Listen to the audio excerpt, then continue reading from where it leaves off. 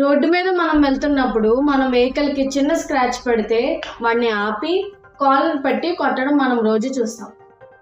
అసలు ఎవరు వీళ్ళంతా? పెద్ద రౌడీలా?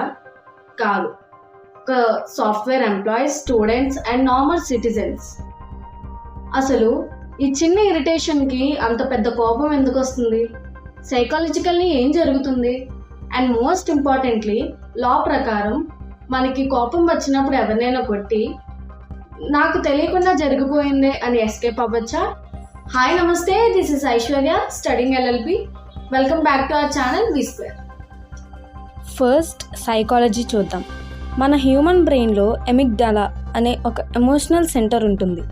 Traffic jam, excessive heat or office స్ట్రెస్లో ఉన్నప్పుడు సడన్గా ఎవరైనా అబ్యూస్ చేస్తే ఆర్ క్రాస్ చేస్తే ఎమిగ్డాలా హైజాక్ జరుగుతుంది.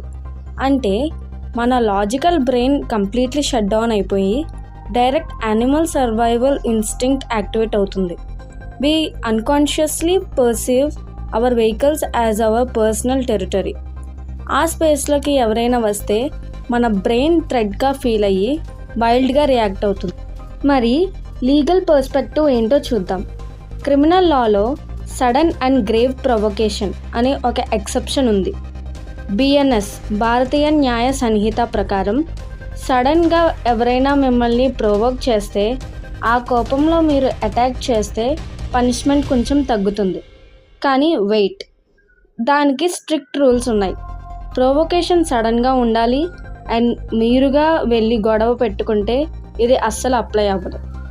రోడ్డు మీద ఎవరో చిన్న మాట అన్నారు అని మీరు రాడ్ తీసుకొని కొడితే అది గ్రేవ్ ప్రొవొకేషన్ కిందకి రాదు. డైరెక్ట్గా బిఎన్ఎస్ ప్రొవిజన్స్ కింద నాన్ బెయిలబుల్ కేసులో లోపల ఉంటారు.